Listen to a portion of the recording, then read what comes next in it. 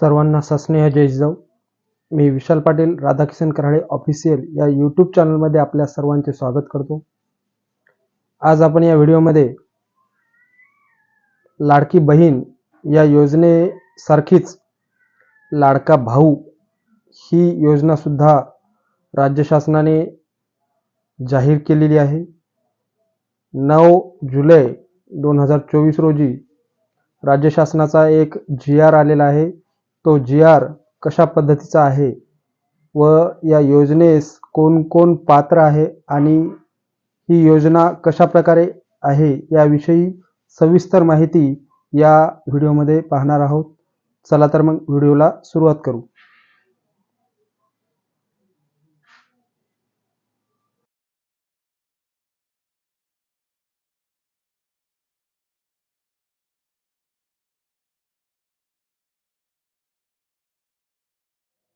या ठिकाणी आपण बघू शकतो मुख्यमंत्री युवा कार्य प्रशिक्षण योजनेच्या अंमलबजावणीस मान्यता देण्याबाबतचा हा 9 जुलै 2024 रोजीचा कौशल्य रोजगार उद्योजकता व नाविन्यता विभाग यांच्यामार्फत काढण्यात आलेला हा GR आहे.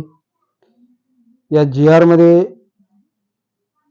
प्रस्तावना अशी आहे की राज्यामध्ये जे युवक वर्ग आपले शिक्षण पूर्ण करून मोठ्या प्रमाणामध्ये नोकरी व्यवसाय यांच्या शोधामध्ये बाहेर पडत आहेत. अशा बहुतांश युवकांना व्यवसाय व नोकरी संबंधित अनुभवाचा अभाव असल्याने व्यवसाय सुरू करणे अथवा नोकरी प्राप्त करण्यामध्ये अडचणींना सामोरे जावे लागत असल्याचे दिसून येत आहे. या समस्येमुळे युवक वर्गामध्ये बेरोजगारीचे प्रमाण नियंत्रित ठेवण्यासाठी अडचणी येत आहेत. विशेषतः यामध्ये 12वी पास, विविध ट्रेडमधील ITI पदवीधारक, पदवी किंवा पदव्युत्तर युवकांचा समावेश आहे. सद्यस्थितीत राज्यातील अनेक उद्योग क्षेत्रामध्ये मोठ्या प्रमाणात रोजगाराची संधी उपलब्ध असली तरी असे उद्योग व बेरोजगार युवक यांना साधणारा दुव्यांचा अभाव असल्याकारणाने युवकांना शिक्षणानंतर अनुभवाअभावी पूर्णवेळ रोजगार मिळणे कठीण होत असल्याचे निदर्शनास येत आहे. महाराष्ट्र शासनामार्फत रोजगार प्रोत्साहन कार्यक्रम ही योजना 3 डिसेंबर 1974 पासून राबविण्यात येत होती. सदर योजना अधिक प्रभावीपणे राबविण्यासाठी या योजनेचा लाभ अधिकाधिक उमेदवारांना व्हावा यासाठी कालानुरूप सदर योजनेत सुधारणा करणे आवश्यक होते. त्यामुळे उमेदवारांना रोजगाराच्या अधिकाधिक संधी उपलब्ध व्हाव्यात याकरिता या योजनेमध्ये सुधारणा करण्यात आलेल्या आहेत. तर याविषयीचा हा जो शासन निर्णय राज्यातील युवकांना त्यांच्या शिक्षणानंतर प्रत्यक्ष कामाचे प्रशिक्षण देऊन त्यांची नोकरी मिळवण्याची क्षमता वाढविण्यासाठी मुख्यमंत्री युवा कार्य प्रशिक्षण योजना सन 2024-25 या आर्थिक वर्षापासून सुरू करण्यात आलेली आहे. यामध्ये इच्छुक उमेदवार व रोजगार उपलब्ध करून देणारे उद्योजक जोडले जातील. त्याच्यामध्ये प्रत्यक्ष कामाचा अनुभव मिळेल, त्यानंतर त्यांची क्षमता वाढेल. यामध्ये संकेतस्थळावर सुलभतेने नोंदणी करता येईल अशी यामध्ये तरतूद दिलेली आहे. याच्यामध्ये काय दिलेलं आहे, या उपक्रमाअंतर्गत या योजनेकरिता विभागाच्या संकेतस्थळावर आवश्यक सुविधा उपलब्ध करून देण्यात येईल.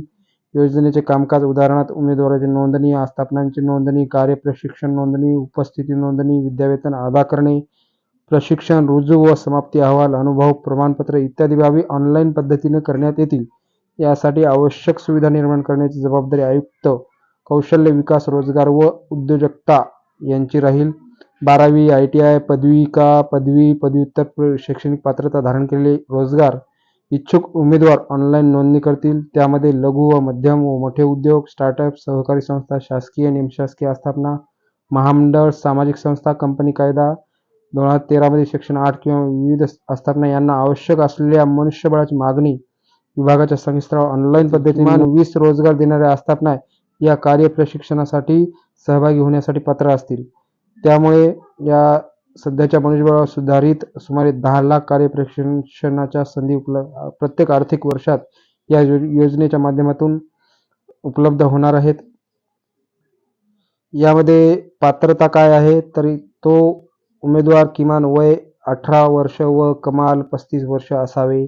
उमेदवाराची किमान शैक्षणिक पात्रता 12वी, ITI, पदवी, पदव्युत्तर, पदवी मात्र शिक्षण चालू असलेले उमेदवार या योजनेत सहभागास पात्र असणार नाहीत.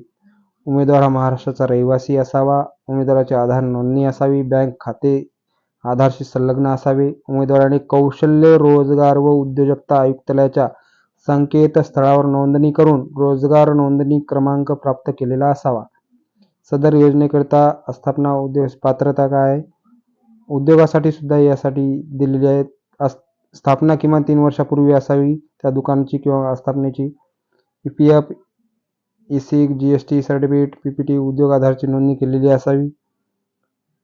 कौशल्य विकास, रोजगार, उद्योजकता व नाविन्य विभागाच्या संकेतस्थळावर त्या दुकानाची नोंदणी केलेली असावी. महाराष्ट्र राज्यात कार्यरत असावं. अशा प्रकारची ही योजना आहे. या योजनेमार्फत प्रशिक्षण पूर्ण केलेल्या उमेदवारांना संबंधित सदर कार्य प्रशिक्षणाचा कालावधी 6 महिने असेल. या 6 महिन्याच्या कालावधीमध्ये उमेदवारांना या योजनेमार्फत शासनामार्फत विद्यावेतन देण्यात येईल. या योजनेच्या प्रशिक्षणानंतर प्रशिक्षण पूर्ण केलेले उमेदवार संबंधित उद्योग आस्थापना यांना योग्य वाटल्यास उमेदवाराची इच्छुकता असल्यास त्यांना रोजगार देण्याच्या दृष्टीने संबंधित आस्थापना निर्णय घेऊ शकतील. अशा प्रकारचं आहे.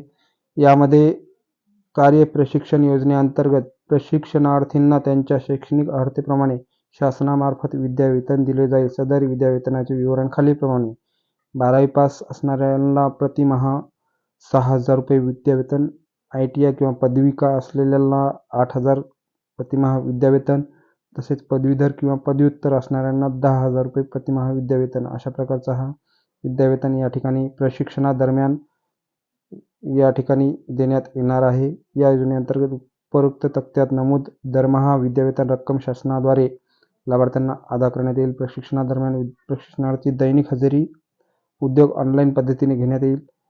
सदर विद्यावेतन हे प्रशिक्षणार्थीच्या थेट बँक खात्यात म्हणजे DBT लिंक असलेल्या खात्यामध्ये जमा होणार आहे.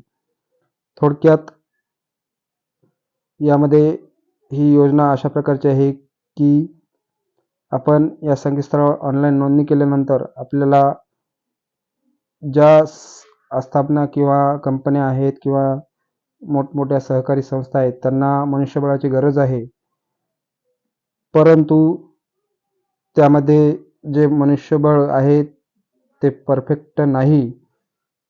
अशा बेरोजगार युवकांना त्या संस्थेमार्फत 6 महिन्याचं जे प्रशिक्षण देण्यात येणार आहे त्या प्रशिक्षण घेताना जे विद्यावेतन आहे ते विद्यावेतन आपल्याला या ठिकाणी देण्यात येणार आहे. त्यानंतर ती आस्थापना आपल्याला त्या आस्थापनेमध्ये आपल्याला रुजू करून घेणार आहेत. अशा प्रकारचा हा राज्य शासनाचा हा GR 9 जुलै 2024 रोजी या ठिकाणी जाहीर करण्यात आलेला आहे. मुख्यमंत्री युवा कार्य प्रशिक्षण योजना अशा प्रकारची ही योजना आहे. या ठिकाणी बघू शकता कौशल्य विकास आयुक्त, कौशल्य विकास, रोजगार व उद्योजकता आयुक्तालय यांना नियंत्रण अधिकारी म्हणून नियुक्ती करण्यात येत आहे. थेट लाभ हा DBT लिंक असलेल्या खात्यामध्येच हे पैसे आपल्याला जमा होणार आहेत. अशा प्रकारचा हा कौशल्य, रोजगार व उद्योजकता व नाविन्यता विभाग यांच्यामार्फत हा शासन निर्णय काढण्यात आलेला आहे.